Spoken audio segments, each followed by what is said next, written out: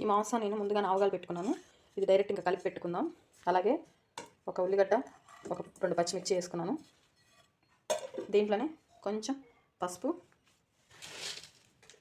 కొంచెం గళ్ళుప్పు, 2 టేబుల్ స్పూన్ల కారం. ఇది మొత్తం కొంచెం కలుపుకోవాలి. అలాగే ఇదంతా కలుపుకున్న తర్వాత దీంట్లోనే 2 టేబుల్ స్పూన్ ఆయిల్ ఇలా కలిపి పెట్టేసుకోవటమే. 2 టేబుల్ స్పూన్ ఆయిల్ సరిపోతుంది. అలాగే ఇది మొత్తం కలిపి పెట్టుకున్నాం కదా, ఇందులో కొంచెం వాటర్ పోసుకుందాం ఇది ఉడకటానికి. ఇది మొత్తం ఇలా కలిపి పెట్టుకొని గిన్నె స్టవ్ మీద పెట్టుకున్నాం కదా, ఇది ఉడికించుకోవాలి. అది కొంచెం తెరులుతున్నప్పుడు మనం మసాలా వేసుకుందాం అండి. ఇది కొంచెం ఉడకాలి.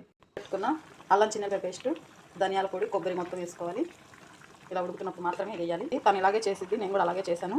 మీకు ఇష్టమైతే మీరు కూడా తప్పకుండా వేసుకోండి. మీరు ఎలా చేస్తారో చెప్పండి. ఈ కర్రీ అయిపోయింది.